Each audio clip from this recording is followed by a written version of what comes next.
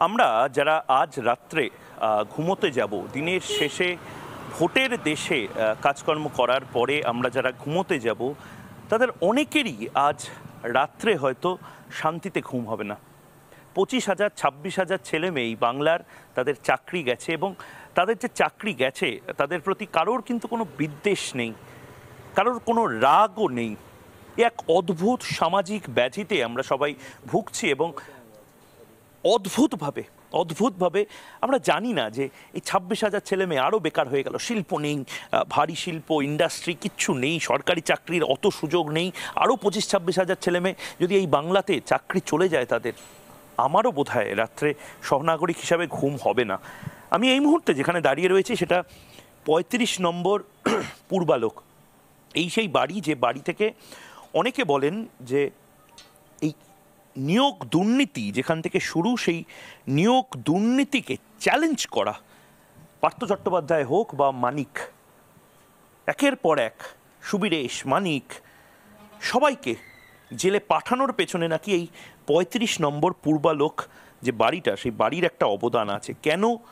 তার কারণ অনেকে, আমি একবার ঢোকার চেষ্টা করব, অনেকে বলেন এই বাড়িটা যন্তর মন্তর ঘর, অনেকে বলেন যে এই বাড়িটা আসলে যার, আমি একেবারে ঢুকে পড়লাম দিনের শেষে ভোটের দেশে, যে এই বাড়িটা যার, তিনি ওপর তলায় থাকেন কিন্তু নিচতলায় গ্রাউন্ড ফ্লোরে এই যে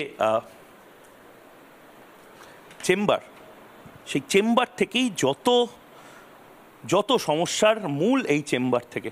এবং এই এত ফাইলপত্র, তার প্রত্যেকটা হয়তো এক একটা পেরেক মমতা বন্দ্যোপাধ্যায়ের বিরুদ্ধে। আমি এই মুহূর্তে রয়েছেন বিকাশ রঞ্জন ভট্টাচার্যের একেবারে চেম্বারে, রাত্রে বিরক্ত করছি আজ রাতে যেভাবে আপনার ঘরে ঢুকে পড়লাম। মানে সত্যি কথা বলতে বিকাশদা, আজ রাতে বোধহয় বাংলার অনেকেরই ঘুম হবে না, এবং সে কারণে আজ রাতে একদম চ্যানেল, আমরাও একেবারে শেষ অনুষ্ঠান দিনের শেষে ঘুমের দেশের মতন, দিনের শেষে ভোটের দেশে, এইটা করছে আপনার বাড়ি থেকে। কারণ এই বাড়িতেই নাকি যত নষ্টের গোড়া এই বাড়ি থেকেই নাকি।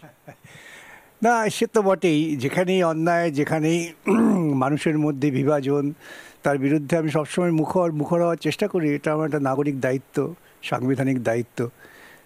তাতে অনেকেরই অসুবিধা হয়, কিন্তু ব্যাপক মানুষের সুবিধা হয়। মনে আছে যখন প্রথম আমরা সারদা মামলা নিয়ে সুপ্রিম কোর্টে গেলাম, আব্দুল মান্নানের মূলত তার উদ্যোগেই, তিনি জোর করে নিয়ে গেলেন মামলা করাতে। সেদিন থেকেই তো দেখা গেছে যে বিভিন্ন স্তরে যত দুর্নীতির মামলা হয়েছে তার বিরুদ্ধে আমরা সকলে রুখে দাঁড়িয়েছি, যারা নৈতিকতায় বিশ্বাস করি, যারা নীতিতে বিশ্বাস করি। বিভিন্ন রাজনৈতিক মতাদর্শ হতে পারে, কিন্তু সমাজটাকে অন্ততপক্ষে কলুষমুক্ত, দুর্নীতিমুক্ত করবার জন্য, একটা সামাজিক সভ্য সমাজ টিকিয়ে রাখার জন্য যারা ভাবি, তারা সেই 2011 সাল থেকে লড়াই করছি। এটাই আপনার বাড়িটা, আপনি একবার যদি একটু ঘুরিয়ে দেখান আমার।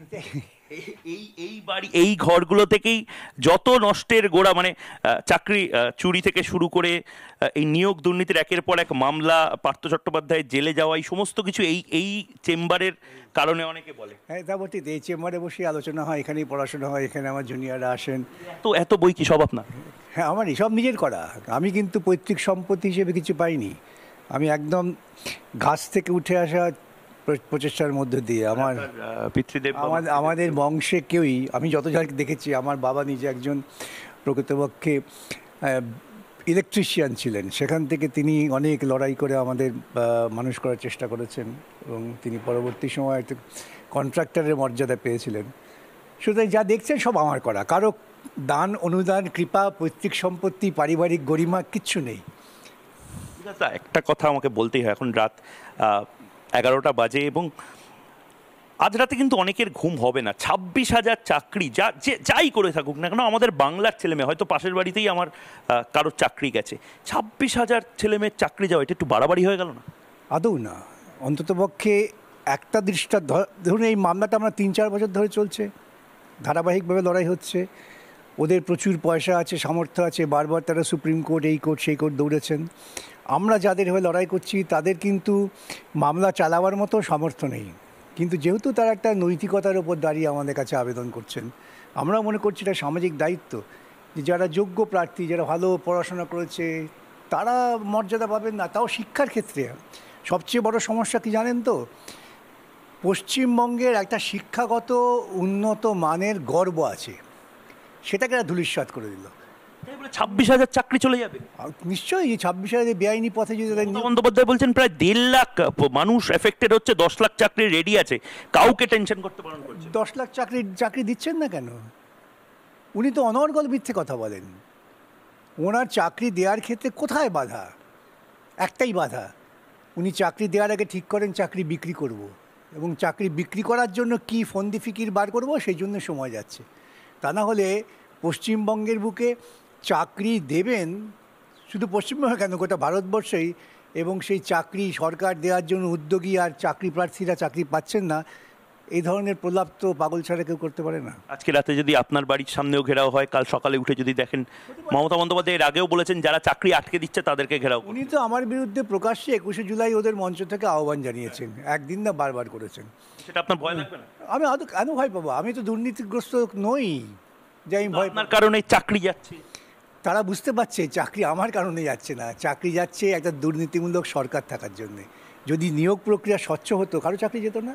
এই যে এই এত কাগজপত্র, এই যে সমস্ত কাগজপত্র, এই সমস্ত কাগজপত্র অনেকে তৃণমূল কংগ্রেসেরই, আমি নাম করেই বলছি, তৃণমূল কংগ্রেস বলছে যে এই প্রত্যেকটা কাগজ আসলে হচ্ছে চাকরি প্রার্থীদের সুযোগগুলোকে ঘেঁটে দেওয়ার জন্য।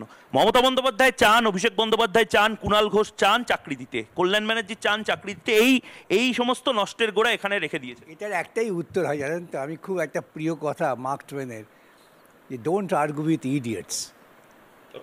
আমি এইটুকুই বলতে পারি, আর কিছু বলবো না। যারা এই কথা বলছেন তাদের একটাই উত্তর, যে I don't argue with an idiot. একটা বিষয় আমাকে বলুন, এই যে 26,000 চাকরি, এটা আমার বাংলার মানুষ এই মুহূর্তে অনেকে আছেন যারা দেখছেন, আমি একবার চেষ্টা করি তাদের অনেককে মানে ইউটিউবে যারা প্রশ্ন করছেন তাদের একটা প্রশ্ন নেওয়ার। একজন বলছেন এতদিন মামলা চলার পর দোষী আর নির্দোষদের মধ্যে পার্থক্য করতে না পারা চরম ব্যর্থতা, অপদার্থতা।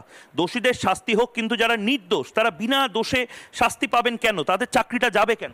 এই যারা বলছেন তারা তো জানেন, তারা কি বলতে পারবেন যে কে নির্দোষ এবং কে দোষী? কেন বলা যাবে না? কি করে বলবেন? মানে আমিও বোঝার চেষ্টা করছি। আপনার প্রক্রিয়াটাই যদি দুষ্ট হয়, তো সেই প্রক্রিয়ার যে ফসল, তার মধ্যে কি করে আপনি কে বেশি দুষ্ট কম দুষ্ট খুঁজে বার করবেন? যে এত পড়াশোনা করে চাকরিটা পেয়েছিল 2016 সালে, বসুন না, তাদেরই উচিত, এই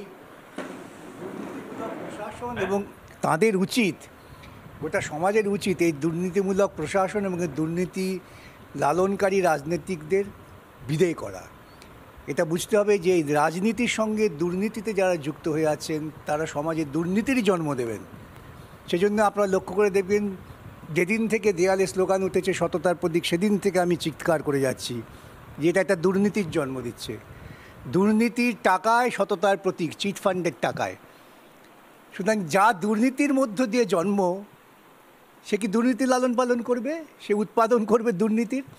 তাই বলে এই যে 4 সপ্তাহের মধ্যে টাকা দেবে কি করে?